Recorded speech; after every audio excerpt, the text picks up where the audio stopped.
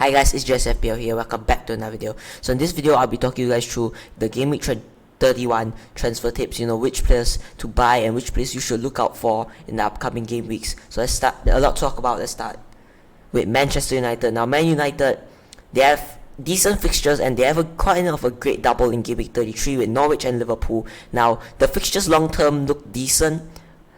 In Game Week 31, they have Leicester and then Everton, which two teams which have quite poor defense. And I think if you really want to go for attacker, if you really want to go for a Man United player, I think a Man United attacker is the best option here. As you can see here, I listed 4 players, which I think are the players that if you want to go for a Man United option, you should look at these players and consider these players. And I think that other players aren't really as important if you want to go as a United player. As you can see, they're here first. Now he's a goalkeeper. There is a lot of goalkeepers this season that you could go for, with Kasper Schmeichel, Ramsdale, Jose Sarr. These keepers look good, but De Gea is also a really good option. Now, a lot of people might criticize United's defense being poor recently, but if you look at their previous fixtures, it has been quite decent. Like they did concede 4 to City, but still, it's Man City and they are one of the best teams in the league. As you can see, Tottenham, they did concede 2 goals. And then before that, they had Watford, which they drew 2-2. Leeds, they conceded 2, I think, really lucky goals against Leeds scored. And then they got a clean sheet against Brighton. So they aren't the worst defense. They are able to, keep clean sheets. And I think that if you want to go for United option, it's better to go for forward. But you could go for De Gea. He's a great option as well.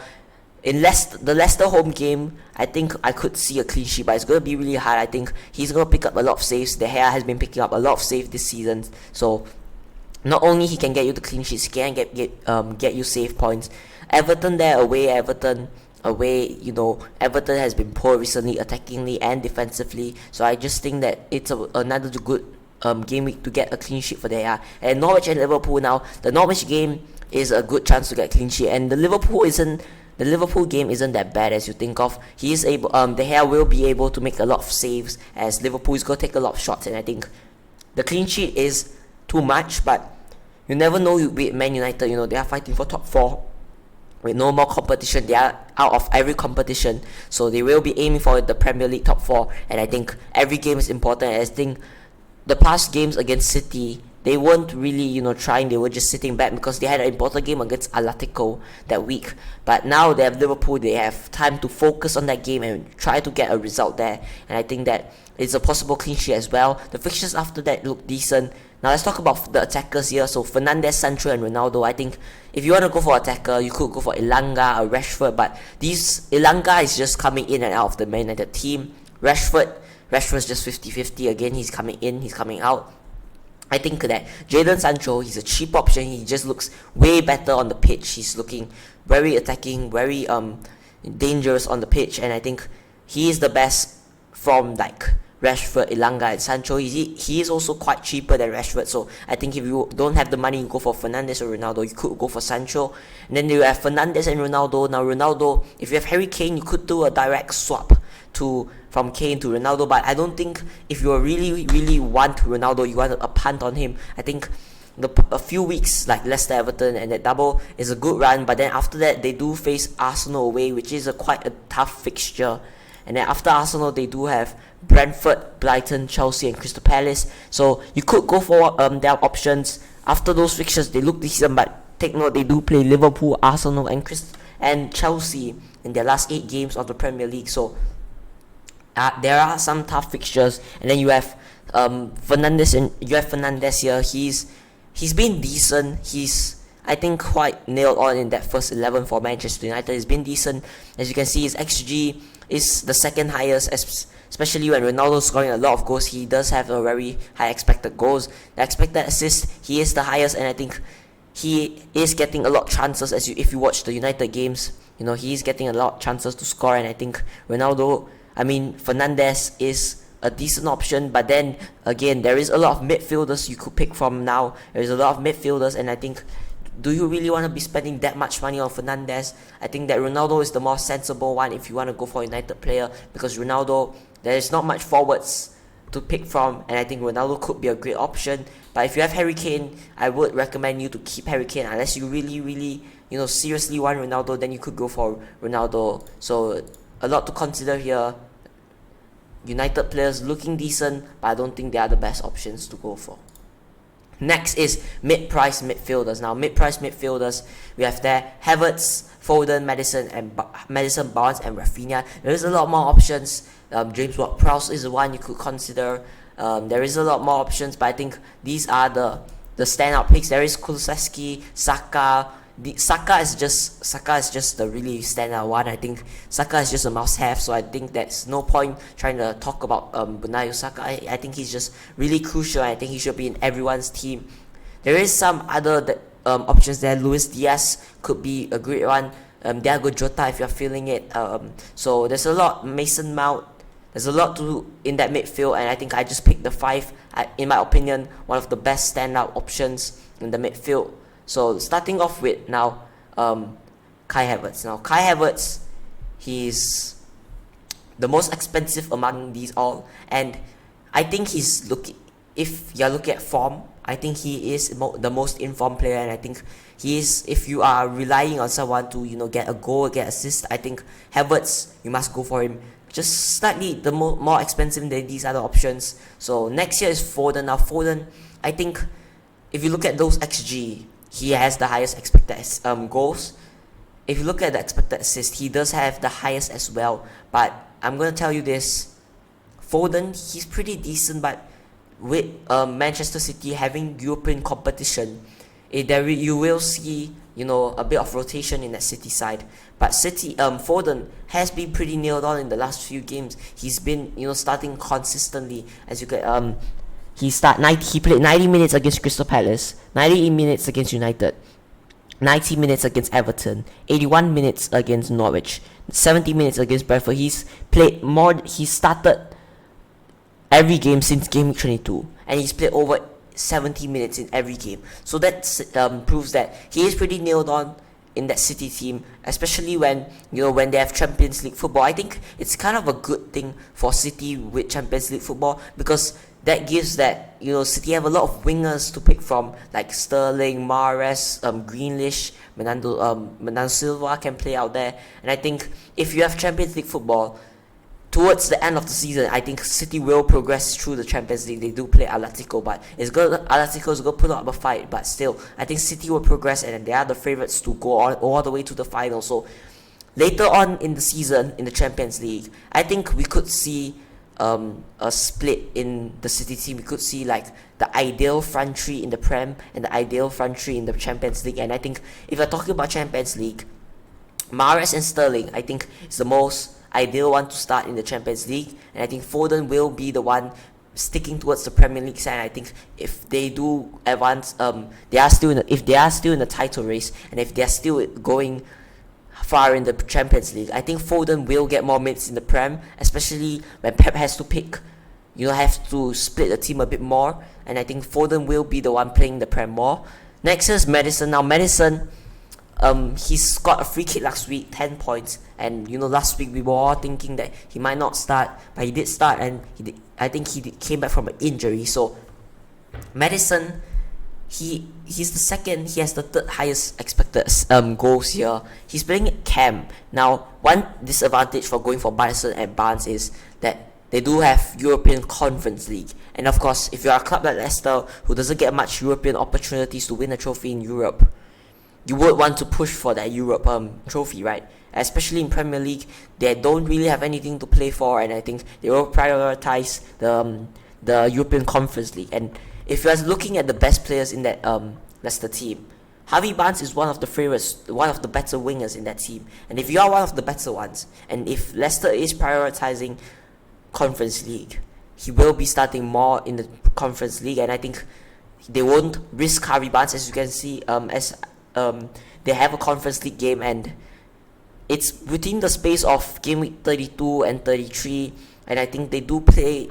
The time gap is really little in that period, and I think there will be a lot of rotation in that Leicester team. And I think Harvey Barnes, he is a very he's a very good player, but I think if they are prioritizing Europe, I think he will be the favorite to start in Europe, but that doesn't mean he won't start in the Premier League. Of course, Leicester have a lot of options up front, so I'm gonna be looking up the fixtures here. So they play Man United. They play Man United on the 3rd.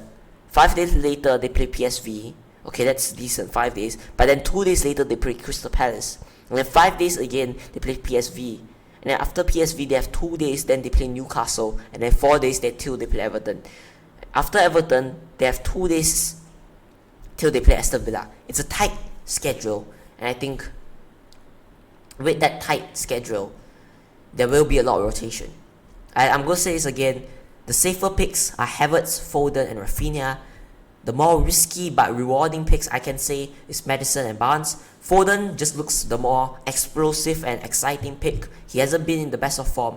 Havertz, he is, I think, if you are going to tell me one player you must have in this list, I think is, if you don't have Havertz, I think Game Week 31 is the time to get him in. He's playing as the number 9 in the Chelsea team. Now, a lot of questions saying that he is the number 9 and they play Real Madrid in the Champions League. Of course, it's a tough game and they want to progress. I think we can see Lukaku and Timo Werner getting minutes in the Prem. So don't be surprised if he doesn't start every game till Game 38. He will get rested, he will get rotated. And if Chelsea again makes it far in the Champions League, they will slowly start to prioritize the Champions League. After, maybe they get 2 to 3 wins and they secure the top 3 spot, the top 4 spot, they secure the 3rd place spot, they will start to shift to their main target is the Champions League. So don't get surprised if he doesn't play every game. And then lastly here, Rafinha, he has the best expected goals, but I just think, every team, every player here, like Leicester, they don't really have anything to play for except for Europe. Okay, City, they are in the title race, and Chelsea still has to lock down top 4 because they are not guaranteed top 4 yet. I think it's most likely, but still they will have to try to lock it down, secure 3rd place. And then we have Rafinha there. Leeds are fighting for survival, and if they're fighting for survival, every game is going to be very important here. So I think Rafinha, if you want him, I think he's the cheapest one here, and I think he also offers the best value here if you are looking for a cheap midfielder. He does blank in Game Week 33, so you must take that in consideration. I think if you don't have him, avoid him. If you have him, keep him. And if you have him, you keep him until Game Week 33. But if you don't have him, just avoid, because he is a great option, but he does blank in Game Week 33. Next here is the premium defenders. Now, I think this season the standout trend is premium defenders going big at the back. At the start of the season, we had like Reece James, Cancelo, Trent, and Robertson. At one point, we had all 4 of these players, but now it's starting to shift more into the midfield. The money is getting split, but is it really worth going for a premium defender? And I think the answer is yes. I think it's worth going for a premium defender. The premium defenders, all the defenders here, they're playing for top 3 clubs in the Premier League. All have solid defense. All of them are very solid, and I think all of these players here are fullback except Rudiger.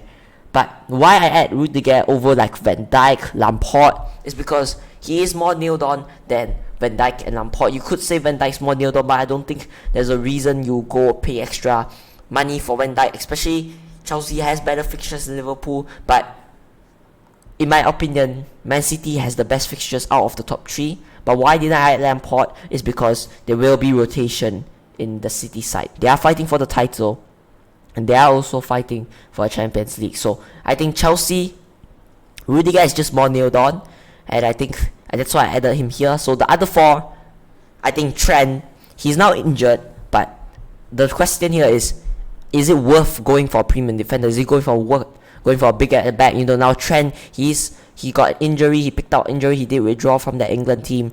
Now is it worth going for a Trent down to a Robertson, to a Cancelo, to a James, or is it worth just holding on to him?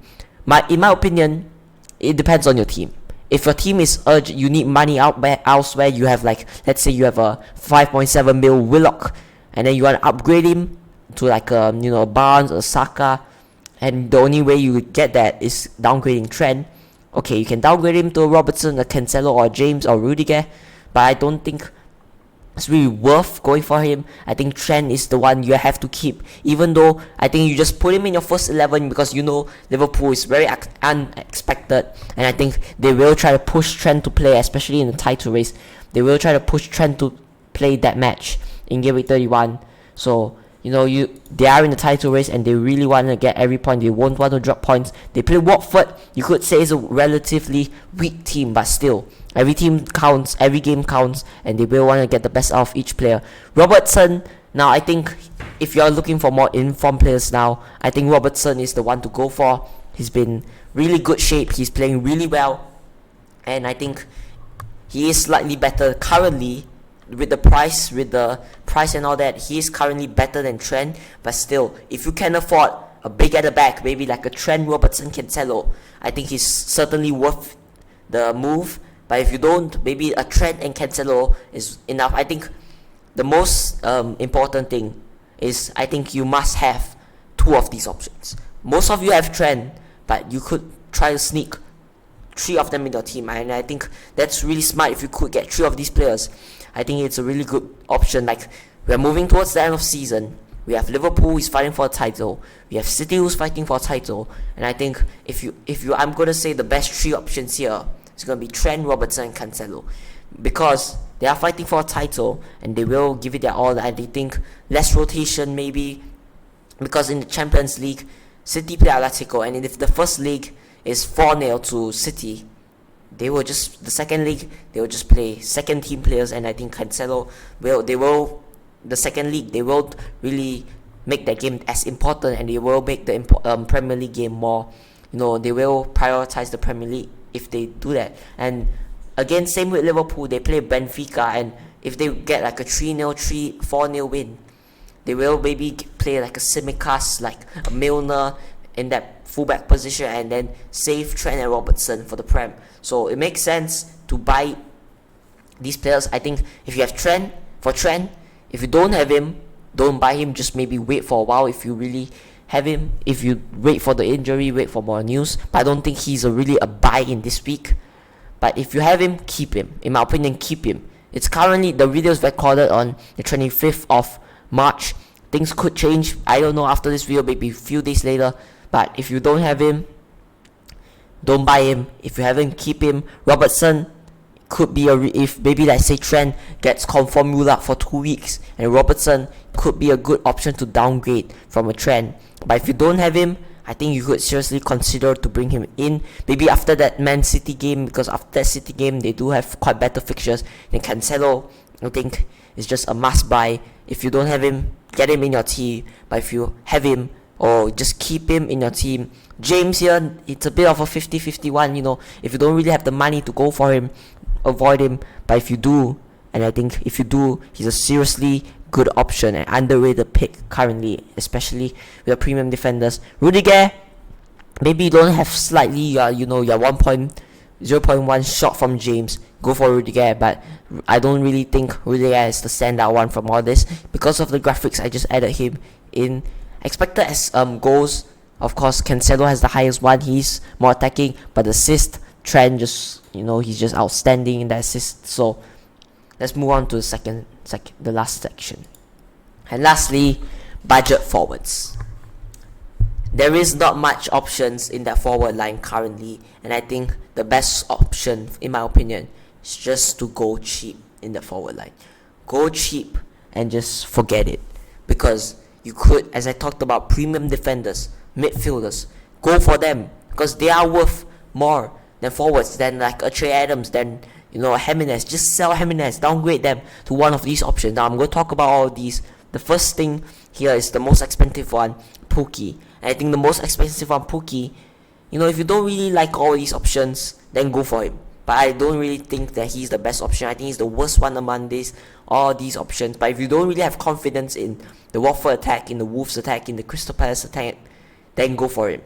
But I think Norwich is like 90% they are going down. I think they have nothing to play for. So what's the point for Pukki to go for Pukki? King is interesting because Watford have a chance of survival, and I think they have a really good chance of surviving. They are sitting in 18, I believe. They're one spot down, but still they have a good chance, and I think they will put up a good fight, and every game is gonna be really important. But King, we know he's a big FPL troll at the start of season, and I think his stats look great, but I don't think you should go for him. The main options I'm gonna stand out is Mateta and Kuko. Now Kuko, these two options are the better one than other of these three. Huang, I just can't really trust the Wolves attack, especially, you know, he is a good option, but if you don't really trust the Crystal Palace and Watford's attack, then go for him, but I don't think he's really a great option. The two standout one for me personally is Mateta and Kuko. Now these two options have looked really well. Kuko, he scored double digits in the last 3 game weeks. He did get rested while I think he didn't play one of that 2 games that he didn't haul. Mateta, he's just looking great, and I think he's the one of the first starting forwards in that Crystal Palace front 3. I think he's the most ideal one compared to Benteke and Eduardo. The stats look insane for their price, and I think downgrading like a Hemnes, like a Trey Adams to one of these could be a good move, because then you can use the money in the defense, as I've spoken about the premium defense and the midfield. So if you want to downgrade, I think these are the 5 options you could go for. So that's all for today's video, guys. It's been me, Jess FPL, and I'll see you guys in the next one.